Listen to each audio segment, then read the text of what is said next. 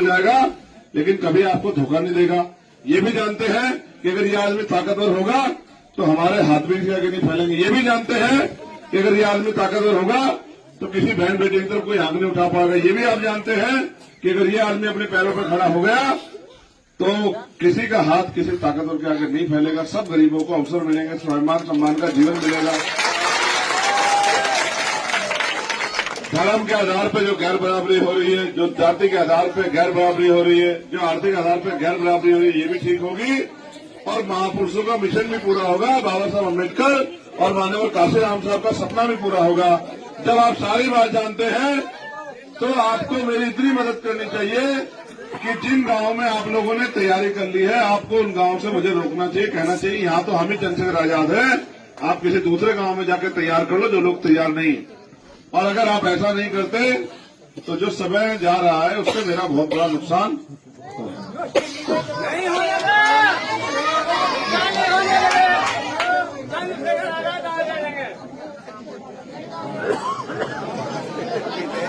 जब मैं गांव में जाता हूं तो हर तरह के लोग मुझे मिलते हैं।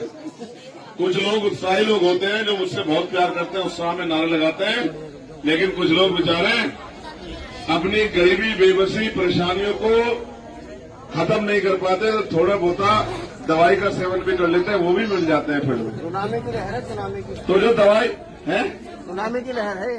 कौन सी सुनामी की लहर? ये जो कर रहे हैं ना ऐसे।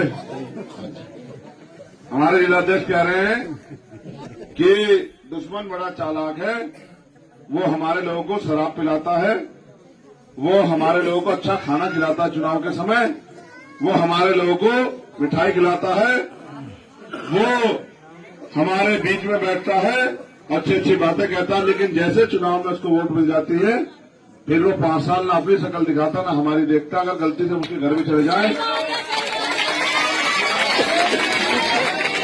गलती से अगर हम उसके घर भी चले जाएं तो गेट बंद करके हमें एहसास कराता है कि हमारा उनका कोई रिश्ता नहीं।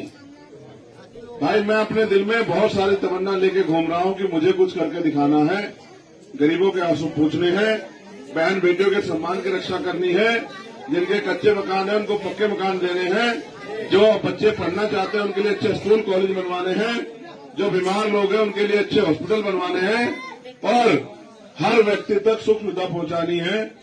लेकिन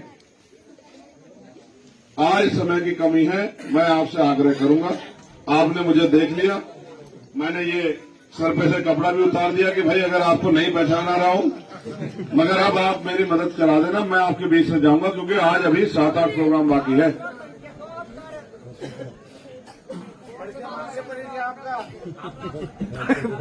मैं परिचय दूं, मेरा परिचय यह है कि मैं गरीबों, किसानों, मजदूरों, मजलूमों के दिल में रहता हूं। अगर किसी गरीब, किसान, मजदूर, नौजवान, बहन बेटियों ने अपना दिल ही निकाल के रख दिया तो अलग बात है, फिर तो मैं वहां नहीं हूंगा, अदरवाइज तो मैं दिल में तो हुई। ठीक है, तो मैं आपसे मदद मांगने के लिए आया हूं।